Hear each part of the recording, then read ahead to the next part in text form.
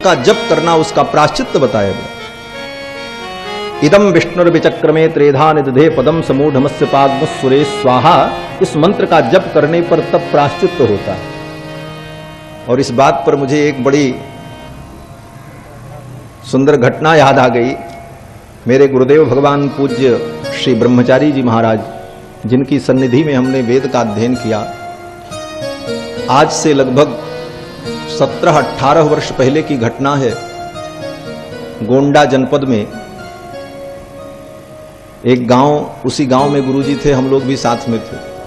तो दिन में पढ़ाई होती थी और शाम को श्रौत यज्ञ में जो इष्टियां होती हैं, उन इष्टियों का गुरुजी प्रशिक्षण देते थे। हम लोगों को सिखाते थे कि कैसे किया जाता है।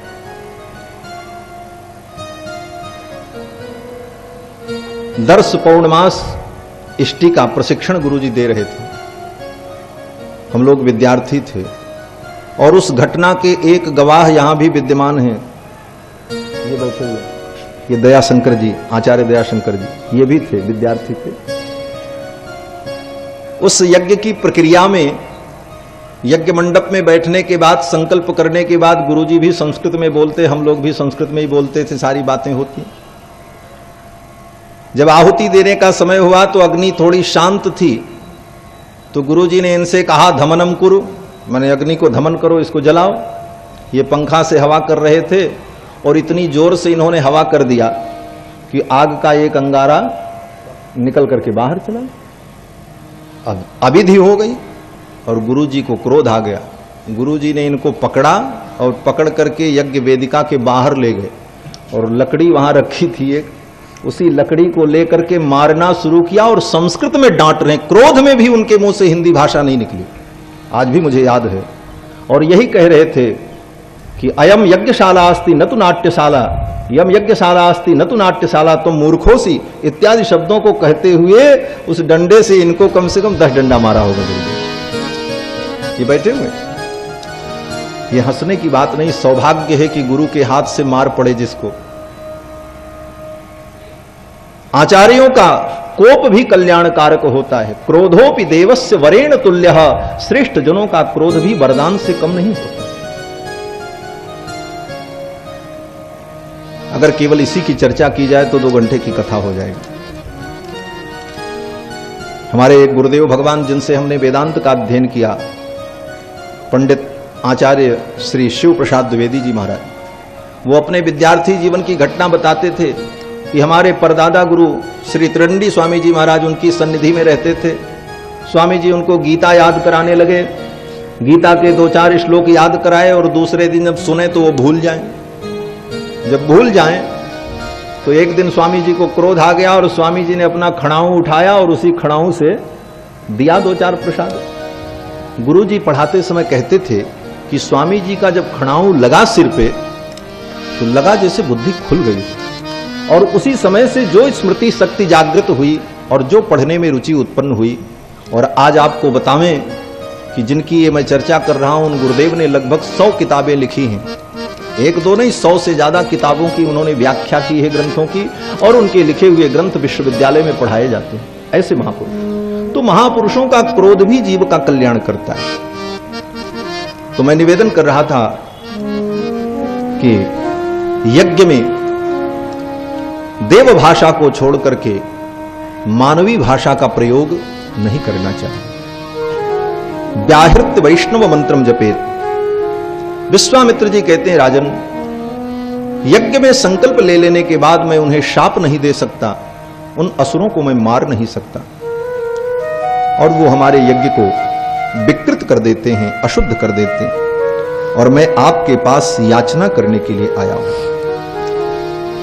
आप अपने आचार्य और अपने मंत्रियों से परामर्श कर लें और अपने ज्येष्ठ पुत्र श्री राम को मेरे यज्ञ की रक्षा के लिए दे दें।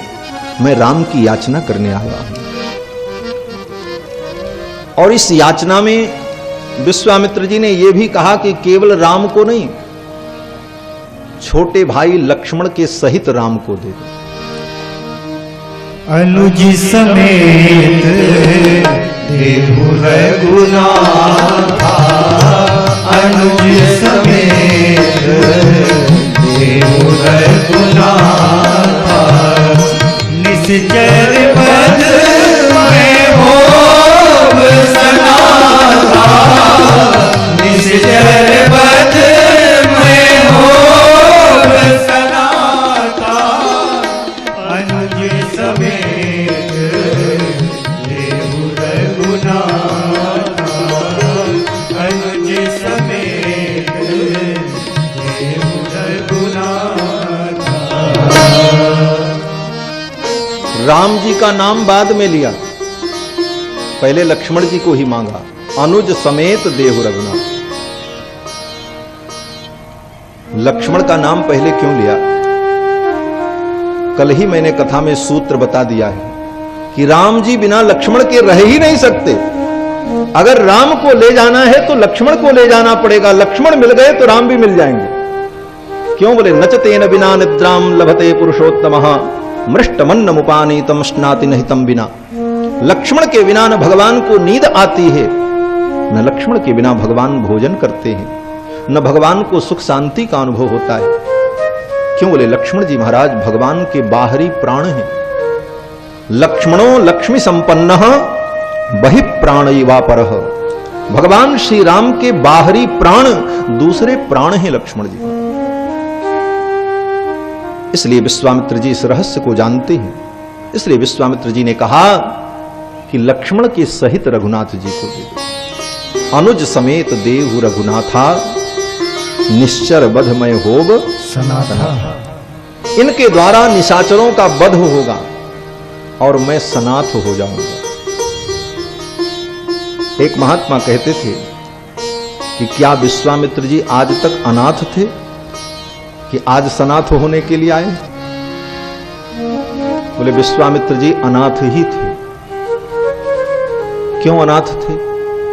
आज राम जी को पाकर के सनाथ होंगे? बोले अनाथ भी दो प्रकार के होते हैं। एक अनाथ तो वो होते हैं जो दीनहीन हैं, जिनका दुनिया में कोई नहीं है, न धन है न संपत्ति है, दुर्बल हैं, रोगग्रस्त हैं, उनका कोई संसार में नहीं है, ऐसे प्राणी अनाथ हैं। और एक दूसरे भी अनाथ होते हैं। बोले वो अनाथ कौन? बोले जिनके पास धन वैभव सुख समृद्धि सब कुछ है और अपने धन वैभव सुख समृद्धि के अहंकार में वो किसी को अपना नाथ मानने को तैयार नहीं है। जिन्होंने किसी को अपने से बड़ा माना ही नहीं, हम ही सबसे बड़े, ऐसे लोग भी अनाथ हैं। क्यों? बोले वो किसी को नाथ मानते ही नहीं। न विश्वनाथ को माने, न रघुनाथ को माने, न जगन्नाथ को माने, उनका कोई नाथ ही नहीं। ऐसे लोग भी अनाथ ही होते हैं। उनके बड़े बड़े मकान, उनकी बड़ी बड़ी अट्टालिकाएं भी अनाथालय ही है, समझो। उसमें रहने वाले सब अनाथ हैं। क्यों? बोले किसी को नाथ बनाया ही नहीं। न उनके रघुनाथ हैं, न उनके जगन्नाथ हैं, न उनके विश्वनाथ हैं, तो वो तो अनाथ हैं। और ऐसे ही अनाथ मानो विश्वामित्र जी थे। क्यों? बोले विश्वामित्र जी ने अपने तपोबल के अहंकार में अपने सामने कभी किसी को कुछ समझा ही नहीं। विश्वामित्र जी दूसरी सृष्टि करने को तैयार हो। विश्वामित्र जी ने कहा ब्रह्मा की सृष्टि अलग रहेगी, हमारी सृष्टि अलग रहेगी। अन्यम इंद्रम करिष्यामि, मैं दूसरा इंद्र बनाऊंगा, मैं दूसरा ब्रह्मा बनाऊंगा, मैं सारी सृष्टि कर डालूंगा। ऐसा अभिमान किसी को जीवन में नाथ माना नहीं। लेकिन आज रघुनाथ को नाथ बनाने आए हैं।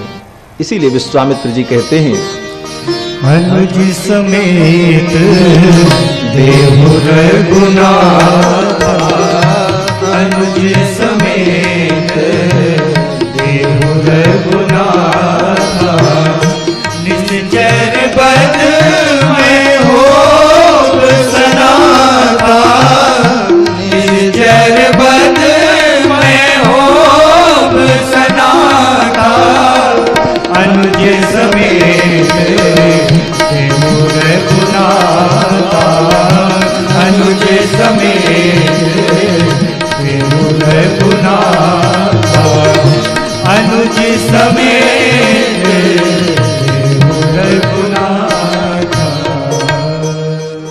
अनुज के सहित रघुनाथ जी को दे दीजिए और आप चिंता मत करें,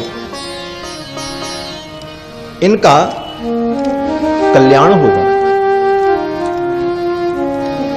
और मैं अपने तेज के द्वारा, अपने तप के द्वारा मैं इनकी रक्षा करूंगा। शक्तो हेश मया गुप्तो, मेरी शक्ति के द्वारा ये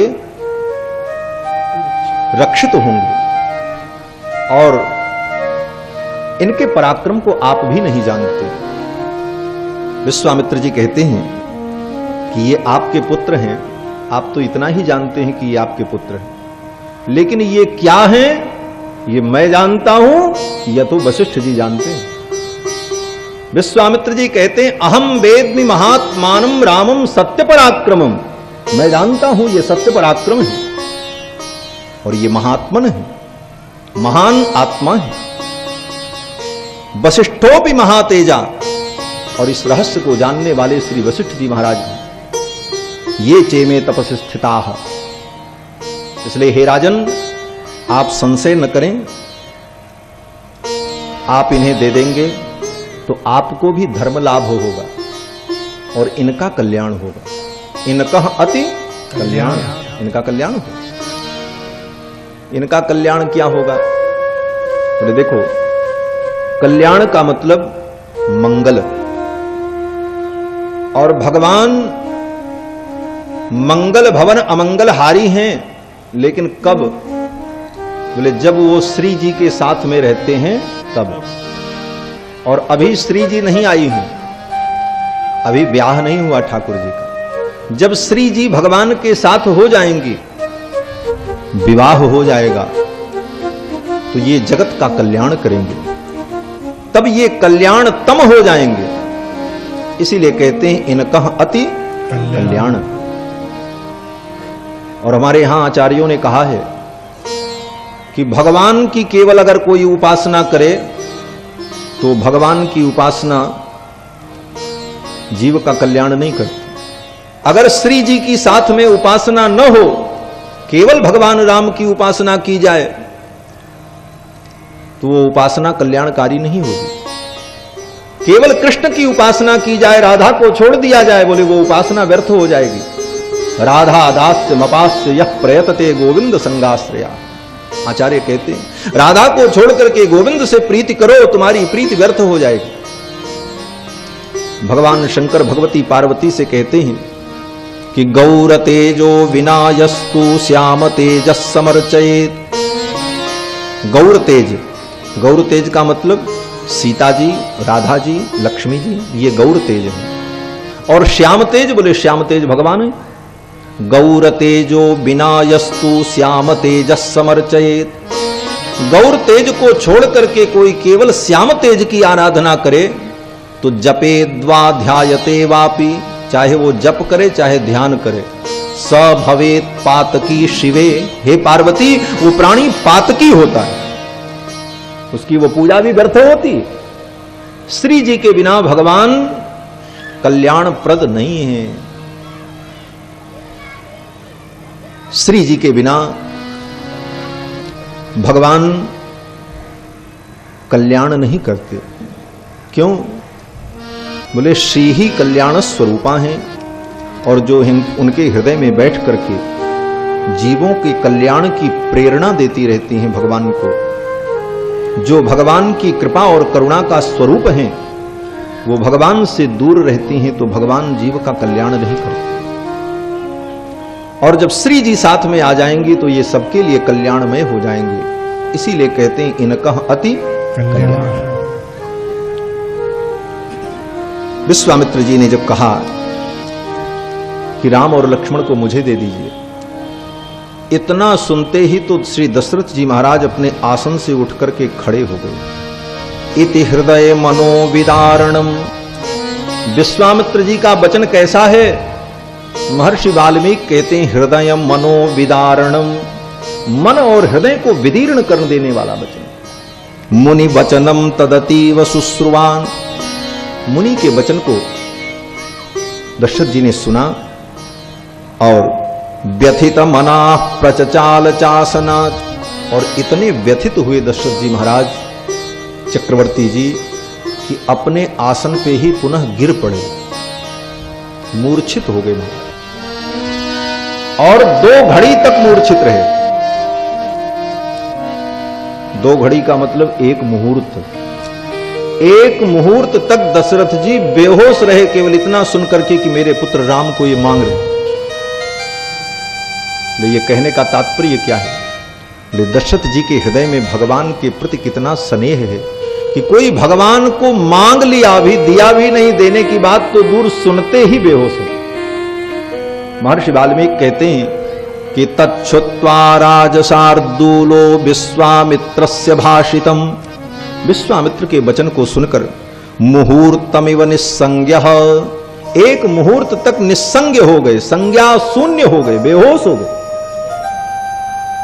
और जब 1 मुहूर्त बाद चेतना आई तो संज्ञावान निदमब्रवीत, होश आने पर दशरथ जी कहने लगे, गुरुदेव आप मेरे राम को मत ले जाओ, इनके द्वारा आपका कार्य नहीं होगा। मेरे राम अभी तो 16 वर्ष के भी नहीं हुए। कितनी अवस्था है? बोले 19 वर्षों में रामो राजीवलोचनः, मेरे राम अभी तो 16 वर्ष के भी नहीं हुए, 19 वर्ष हैं। ऊन का मतलब न्यून, ऊन का मतलब न्यून, जहां ऊन लग जाए तो समझो कम। तो 20 से ऊन हो तो क्या कहते हैं उसको? बोले 19। 19 माने 19, 20 से कम, 49, 59, तो उनका मतलब कम। तो 19 वर्षों में, अभी 16 वर्ष से कम है मेरे राम, 16 वर्ष की भी अवस्था नहीं हुई। और रामो राजीवलोचनः, मेरे राम राजीव लोचन है। राजीव लोचन का मतलब मेरे राम के नेत्र कमल के समान है। इस एक शब्द के ऊपर, राजीव लोचन शब्द के ऊपर भूषण टीकाकार ने बड़ा सुंदर अर्थ का चिंतन किया है। वाल्मीकि रामायण के सर्वश्रेष्ठ टीकाकार विद्वान श्री गोविंदराज स्वामी जी महाराज हैं, जिन्होंने वेंकटेश भगवान तिरुपति बालाजी की आज्ञा से रामायण की टीका लिखी है। और हमारे श्री रामानुज संप्रदाय में स्वयं रामानुजाचार्य स्वामी जी महाराज ने अपने गुरु शैलपूर्ण स्वामी से 18 बार वाल्मीकि रामायण का क्रमबद्ध अध्ययन किया था। 1 बार 2 बार नहीं, 18 बार रामानुजाचार्य ने वाल्मीकि रामायण का अध्ययन अपने आचार्य श्री शैलपूर्ण स्वामी से किया। और 18 बार में उनके आचार्य ने नए नए अर्थ बताए, नए नए भाव बताए। और वो सारे भाव, वो सारे अर्थ परंपरा से संप्रदाय के आचार्यों के द्वारा अग्रेसित किए जाते रहे। श्री गोविंदराज स्वामी जी के काल पर्यंत उन सारे अर्थों का लोग परंपरा से श्रवण करते चले आए। तो गोविंदराज स्वामी ने भी उन सारे अर्थों को श्रवण किया। एक दिन वेंकटेश भगवान ने स्वप्न में आदेश दिया कि इन सारे अर्थों को तुम लिपिबद्ध कर दो, आगे आने वाली पीढ़ी इतनी स्मरण शक्ति युक्त होगी कि नहीं होगी, तो ये सारे अर्थ कहीं विलुप्त न हो जाएं, इसलिए इन सारे अर्थों को तुम लिपिबद्ध कर दो। इसलिए गोविंदराज स्वामी ने भगवान वेंकटेश की आज्ञा से उन सारे अर्थों को संग्रहित किया और भगवान से प्रार्थना की कि आप ही मेरी जिह्वा पर बैठ करके इस अर्थ को लिखवाओ, मेरे अंदर सामर्थ्य नहीं है। क्वाहम मंदमतिर गभीर हृदयम रामायणम तत्वच, कहां मैं मंदमती, क्वाहम मंदमतिर गभीर हृदयम रामायणम, और कहां गंभीर हृदय ये रामायण। व्याख्यानेस्य परिभ्रमन् अहमहो हासास्पदम धीमताम, मैं इसका व्याख्यान करूंगा तो विद्वानों के बीच में हास्य का विषय बन जाऊंगा। लेकिन फिर उनकी कलम चल पड़ी। गोविंदराज स्वामी कहते हैं, को भारोत्र मम स्वयं कुल गुरु को दंडपाणि कृपा। गोविंदराज स्वामी कहते हैं, मुझे कोई चिंता नहीं, कोदंड पाणि भगवान जब मेरे गुरु हैं, आचार्य हैं, इनकी कृपा से यह कार्य संभव होगा। को भारोत्र मम स्वयं कुल गुरु कोदंड पाणि कृपा कुपारो रचयत यद सपति मज्जिह्वाग्र सिंहासन। हमारी जिह्वा रूपी सिंहासन पर बैठ करके रघुनाथ जी ये कार्य स्वयं करेंगे, मैं तो केवल निमित्त बनूंगा। और श्री गोविंद राज स्वामी ने वाल्मीकि रामायण की बड़ी विलक्षण टीका लिखी है। उस टीका में गोविंद राज स्वामी कहते हैं कि दशरथ जी ने जो ये कहा रामो राजीव लोचन, राजीव लोचन कहने का भाव क्या है?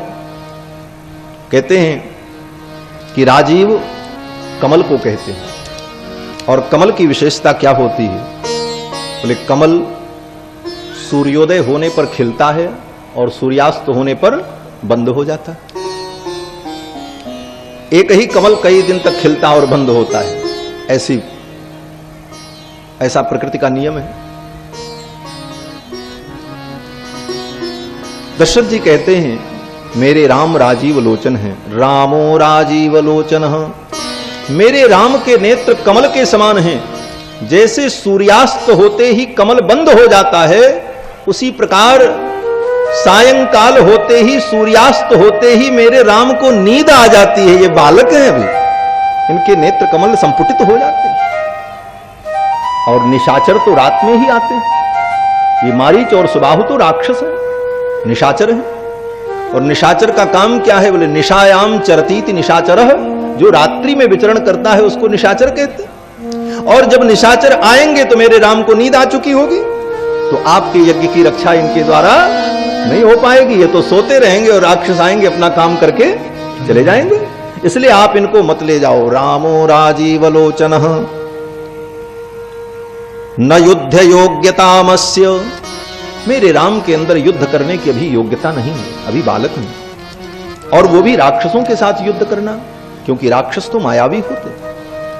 इसलिए हे गुरुदेव, ये मेरी अक्षौहिणी सेना चलेगी और इस सेना का सेनापति, इस सेना का नायक मैं इसके साथ चलूंगा। अनया सहितो गत्वा योद्धा हम तैर निशाचरैहि, उन निशाचरों के साथ मैं युद्ध करूंगा। जब तक मेरी श्वास रहेगी उन निशाचरों से मैं लड़ूंगा और आपके यज्ञ की रक्षा करूंगा। मेरे राम को आप मत ले जाओ। इन राम को मैंने कैसे पाया है? दशरथ जी कहते हैं आपको नहीं पता है। 60 वर्ष सहस्राणी, 60,000 वर्ष मैंने प्रतीक्षा की। 60 वर्ष सहस्राणी जातस्य मम कौशिक, हे कौशिक, हे कुशिक नंदन, 60,000 वर्ष के बाद ये सुख मुझे मिला है।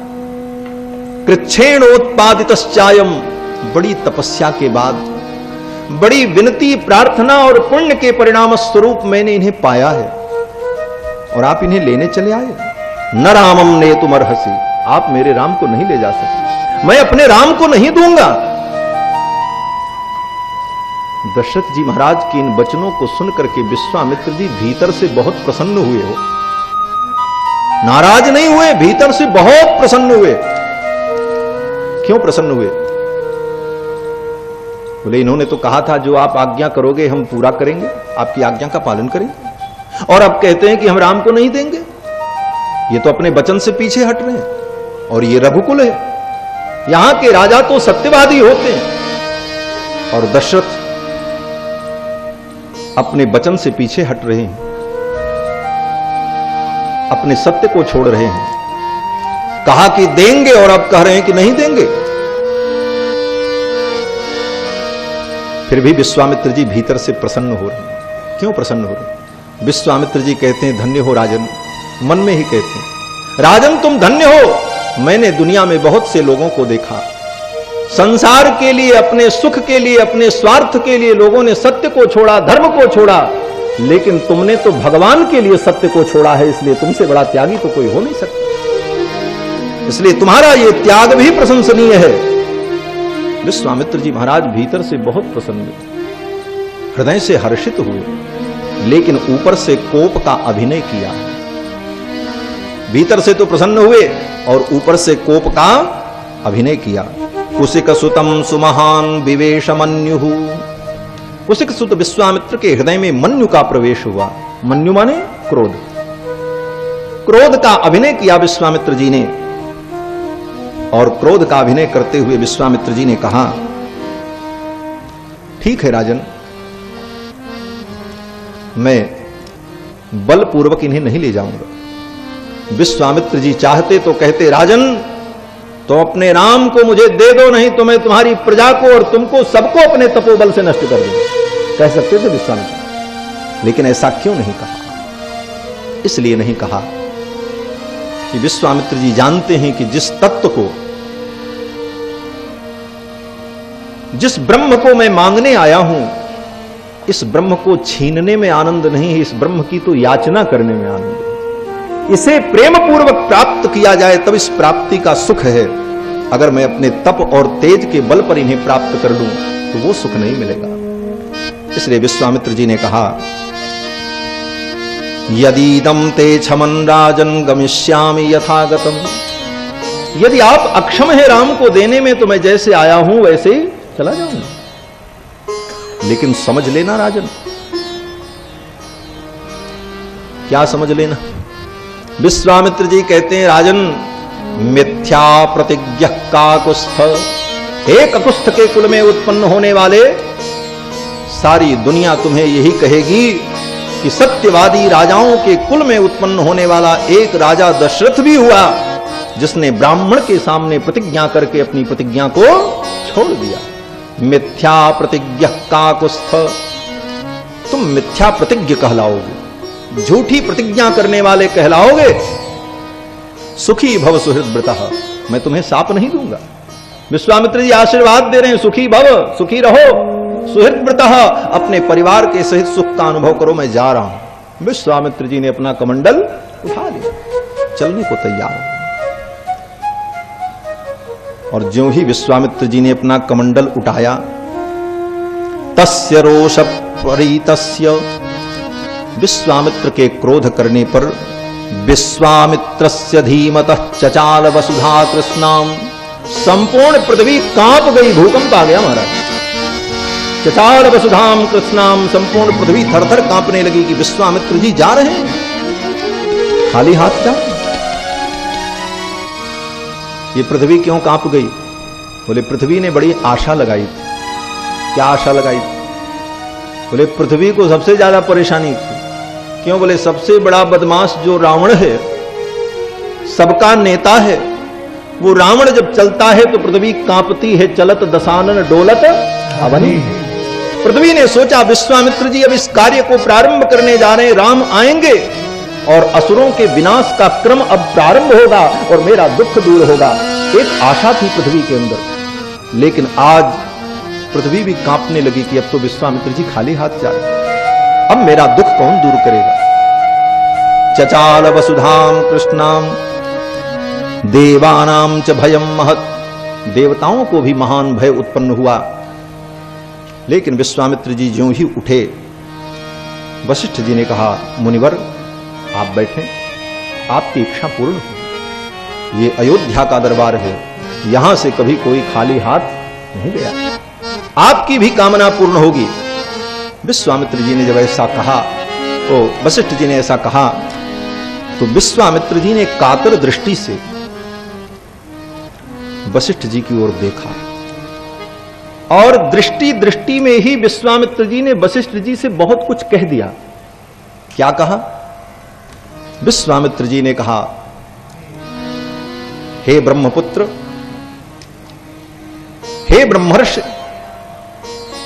मैं आपकी बराबरी करने के लिए लड़ता रहा, ब्रह्मर्षि बनने के लिए, आपकी समकक्षता को प्राप्त करने के लिए मैंने बहुत प्रयत्न किए, लेकिन आज भी मैं आपके समकक्ष नहीं हो सका। ब्रह्मर्षि मैं बन गया, लेकिन आप आज भी मुझसे श्रेष्ठ हैं। मैं तो केवल ब्रह्मर्षि बन गया, लेकिन आप तो ब्रह्म के भी गुरु बन गए। आप तो ब्रह्म के गुरु को पद को प्राप्त कर चुके।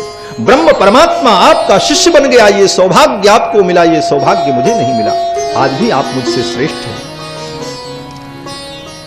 और ये सुख मैं भी चाहता हूं, लेकिन ये सुख अब आपकी कृपा से ही मुझे प्राप्त हो। विश्वामित्र जी कहते हैं, हे मुनिवर, हे ब्रह्मपुत्र, हे वशिष्ठ, कोई भी अच्छी वस्तु का अकेले उपभोग नहीं करना चाहिए। एक स्वादु न भुंजीत, स्वादिष्ट पदार्थ का अकेले उपभोग नहीं करना चाहिए। और ब्रह्म से ज्यादा स्वादिष्ट पदार्थ और क्या हो सकता है, जो आनंद का सिंधु है। और ऐसे ब्रह्म का आप अकेले आस्वादन करो, ये ठीक नहीं। हमें भी इस रस का आस्वादन कराओ। और ये विश्वामित्र आपके सामने याचना कर रहा है, मेरी झोली में राम को डाल दो। विश्वामित्र जी ने जब कातर दृष्टि से वशिष्ठ जी की ओर देखा तो वशिष्ठ जी खड़े हो गए और वशिष्ठ जी ने कहा, राजन,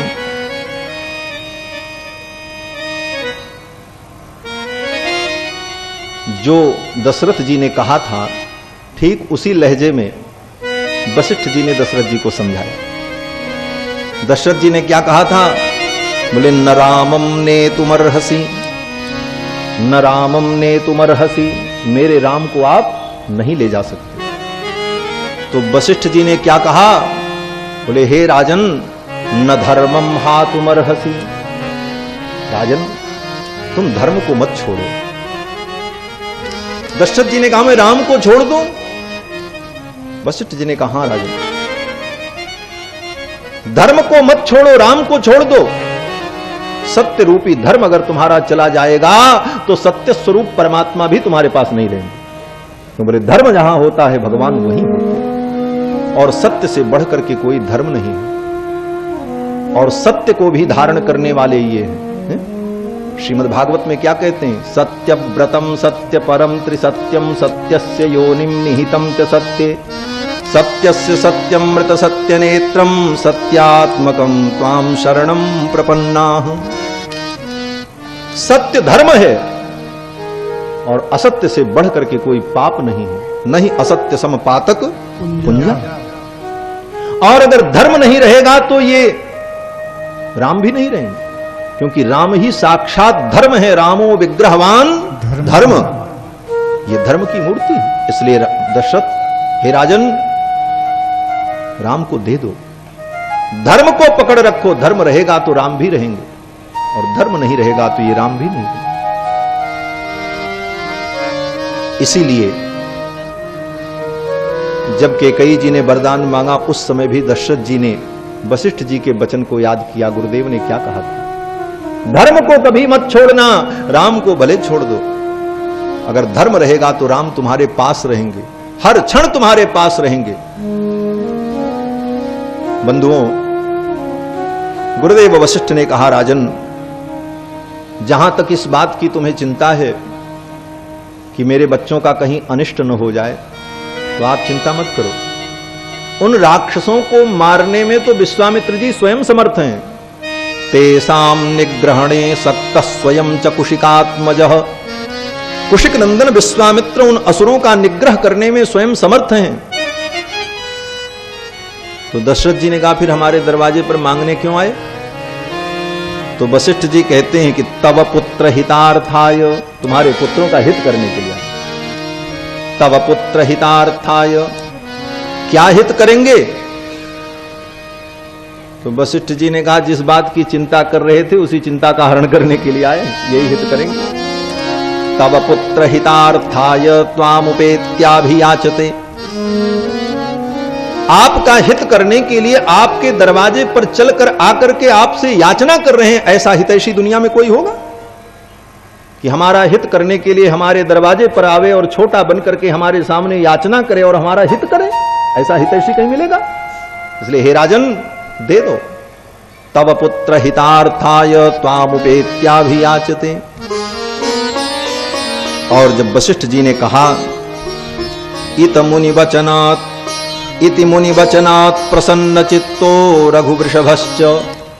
दशरथ जी के, तो वशिष्ठ जी के समझाने पर श्री दशरथ जी महाराज प्रसन्न हो गए, मुमोद, खूब प्रसन्न हुए महाराज। केवल मोद ही नहीं, मुमोद, मुद मुद मुमुद, धातु का द्वित्व हो रहा है। द्वित्व का मतलब प्रकर्ष, अर्थात दशरथ जी महाराज खूब आनंदित हो गए महाराज वशिष्ठ जी के समझाने। अरे वशिष्ठ जी ने क्या समझा दिया, क्या समझाया भैया वशिष्ठ जी? तब वशिष्ठ बहु विधि समझावा, नृप संदेश नासिक पावा, तब वशिष्ठ बहु विधि समझावा। नृप संदेश नासिक पावा, तब वशिष्ठ बहु तब वशिष्ठ बहुविधि समझावा। एक अर्थ तो ये है कि तब वशिष्ठ बहुविधि समझावा, खूब अनेक विधि से समझाया, अनेक प्रकार से समझाया। और एक बड़ा सीधा और बड़ा सरल अर्थ है और रसिक अर्थ ये है कि तब वशिष्ठ बहुविधि समझावा। वशिष्ठ जी ने बहु की विधि समझाई।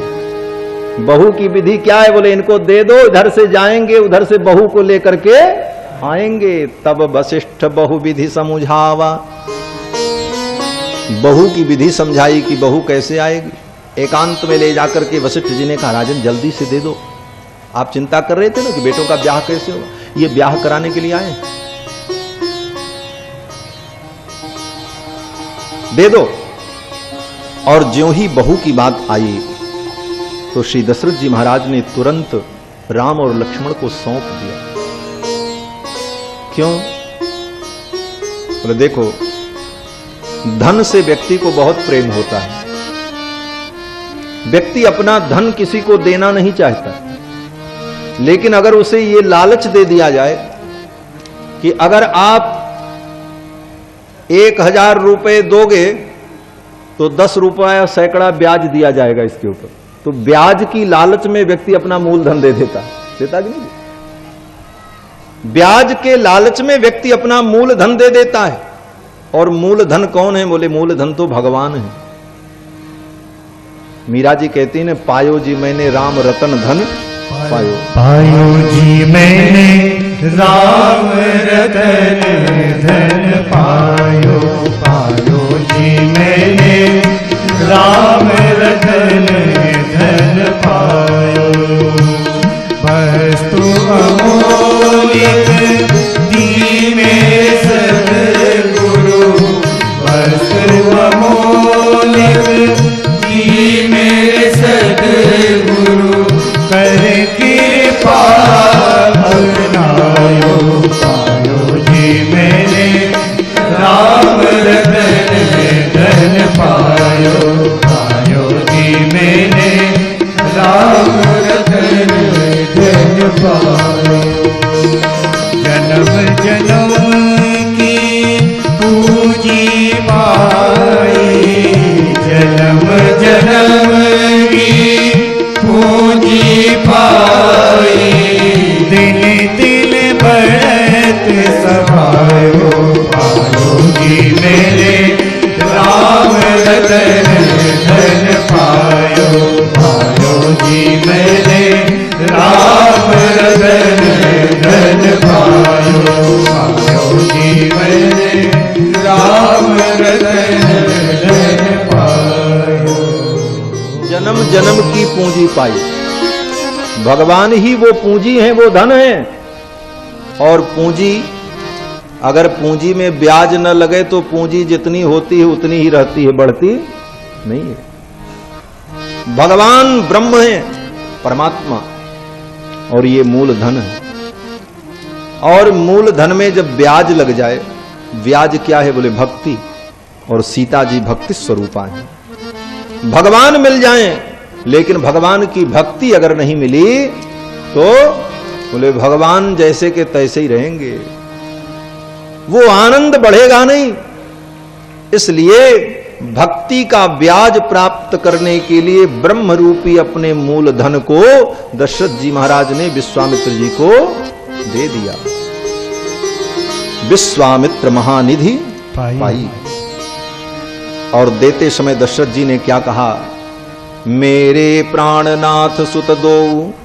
ये मेरे दोनों पुत्र मेरे प्राण हैं, लेकिन आज मैं इन्हें सौंप रहा हूं।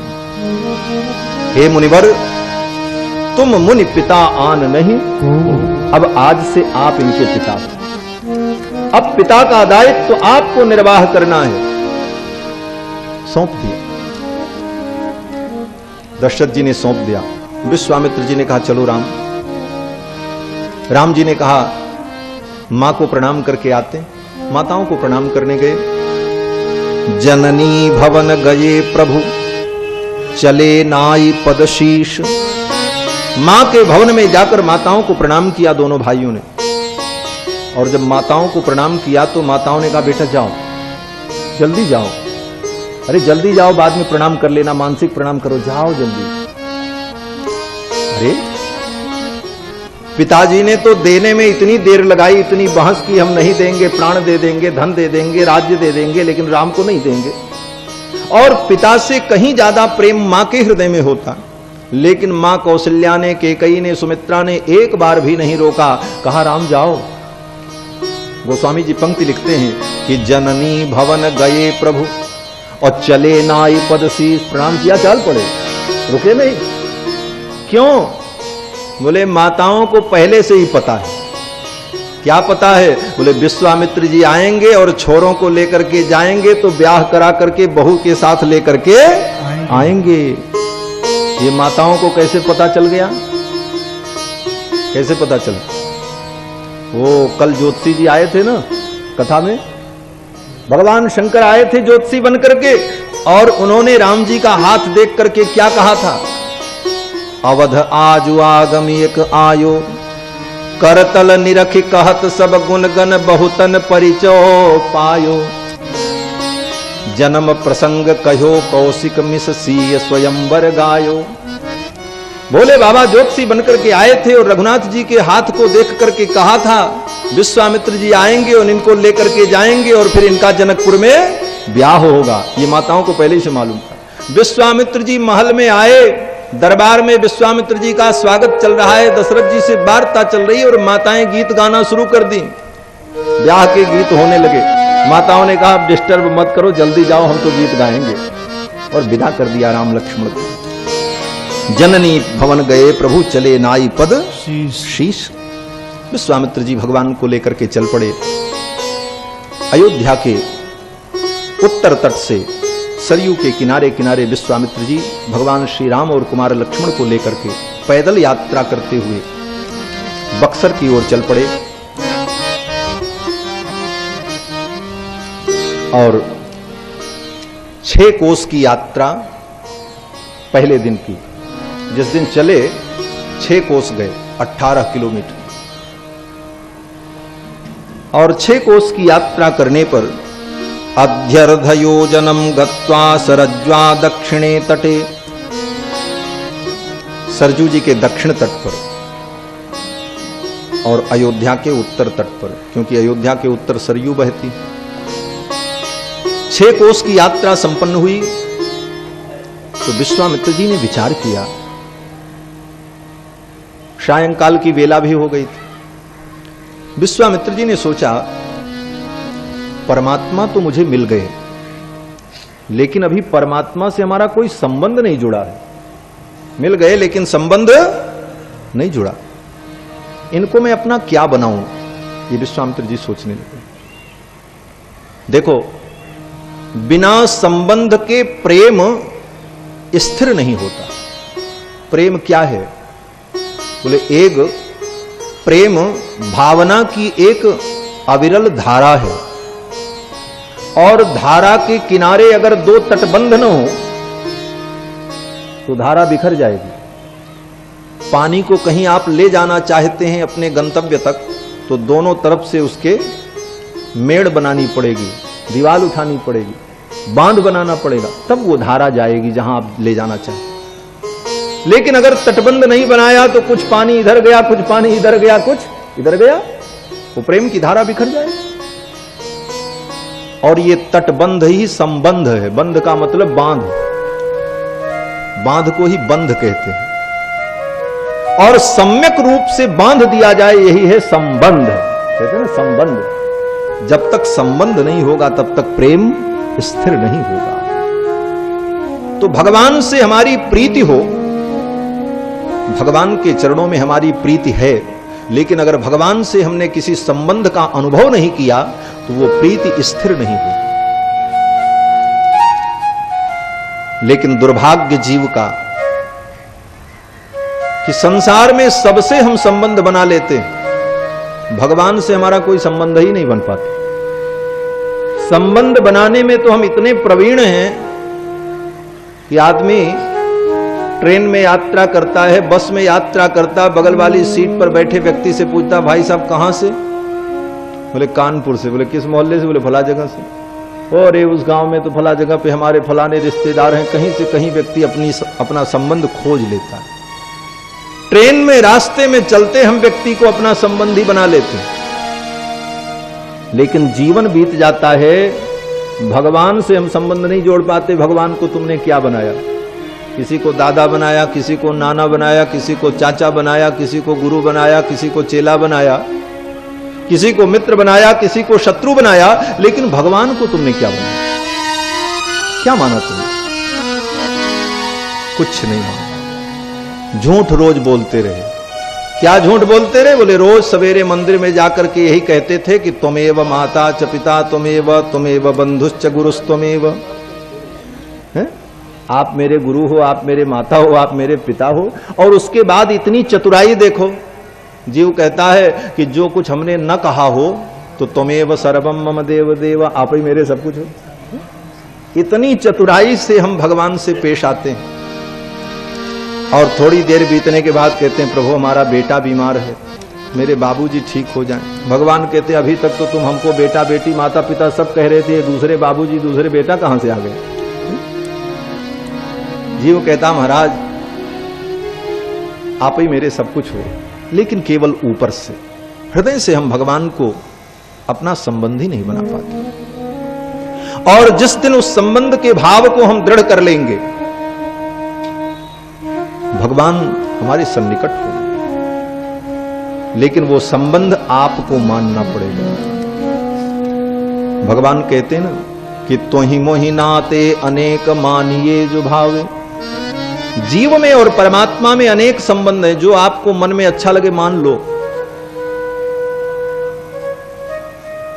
और उस संबंध से ठाकुर का चिंतन करो। अगर श्रद्धा है तो भगवान को स्वामी मान लो, अपने को सेवक मान लो, इस भाव से उपासना करो। अगर हृदय में अभिमान है कि हम इनके सेवक न बने, तो भगवान कहते हैं कोई बात नहीं, मेरे दोस्त बन जाओ, मित्र बन जाओ, मित्र का संबंध बना लो। सखेति मत्वा प्रसभम यदुक्तम, हे कृष्ण हे यादव हे सखेति, अर्जुन भगवान का सखा। अगर इससे भी ज्यादा अभिमान है कि नहीं नहीं हम भगवान को मित्र नहीं बना सकते, तो भगवान कहते मेरे गुरु ही बन जाओ, कुछ तो बनो। अरे हमारे पूज्य आचार्य जी कहा करते थे कि कोई व्यक्ति उनसे बोला कि महाराज आपके राम जी से न हमारी कोई शत्रुता है न हमारी कोई मित्रता है। तो महाराज श्री ने कहा कि तुम अभागे हो, तुमसे अच्छा तो रावण था जिसने कम से कम राम जी को अपना शत्रु तो बनाया, कुछ तो बनाओ। शत्रु ही बना लोगे तो कल्याण हो जाएगा। रावण ने भगवान को अपना शत्रु बनाया, रावण का कल्याण हो। बनाया शत्रु तो फिर किसी अरे गहरे को नहीं, पर ब्रह्म परमात्मा, ये रावण की भक्ति है। इसीलिए कहते हैं बैर भाव सुमिरत मोहि निश्चर, बैर भाव से असुर मेरा सुमिरन करते। तो भगवान से कोई संबंध हो, बिना संबंध के भक्ति पुष्ट नहीं होती। जो संबंध प्रिय लगे वो संबंध बना लेना चाहिए, और उस संबंध से भगवान का चिंतन करना चाहिए। संतों के ऐसे ही भाव हैं। हमारे बक्सर के पूज्य मामा जी, देखो उनको हम लोग संत लोग प्रेम से मामा जी कहते। पूज्य मामा जी अनंत श्री विभूषित साकेतवासी भक्तमाली जी श्री नारायण दास जी महाराज, भगवान के परम भक्त परम रसिक संत। पूज्य महाराज श्री जानकी जी को अपनी बहन के भाव से अनुभव करते कि ये मेरी बहन है, क्योंकि मिथिला क्षेत्र के थे।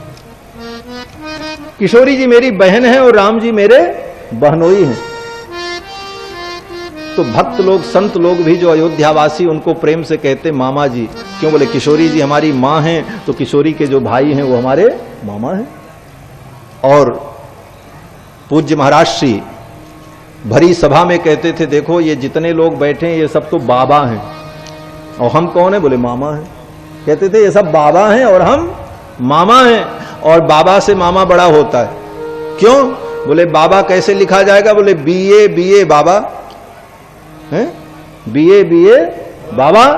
जो केवल बीए पास है वो बाबा, और मामा का मतलब एमए मामा, हम तो डबल एमए हैं, ऐसा बोलते कि उनका मनोविनोद। और जब भगवान की कथा सुनाते थे पूज्य मामा जी, हमने तो खूब सुना है, बचपन में खूब दर्शन किया है। पूज्य मामा जी जब कथा सुनाते और भगवान का जयघोष करते तो उनका जयघोष भी बड़ा अद्भुत होता था, जो कि आपने कभी सुना ही नहीं होगा, शायद कोई सुने भी हों। वो कहते थे, जब राम जी की जय बोलते थे तो कहते थे भरत के भाई की जय, जनक के जमाई की जय। इस तरह से उनके जयकारे होते। भरत के भाई की जय, जनक के जमाई की जय। और सब जय बोलने के बाद अंत में कहते थे दुल्हा के सारे की जय। अपनी छाती ठोक करके कहते दुल्हा के सारे की। यही तो भक्ति है, हम भगवान से उस संबंध का अनुभव करें।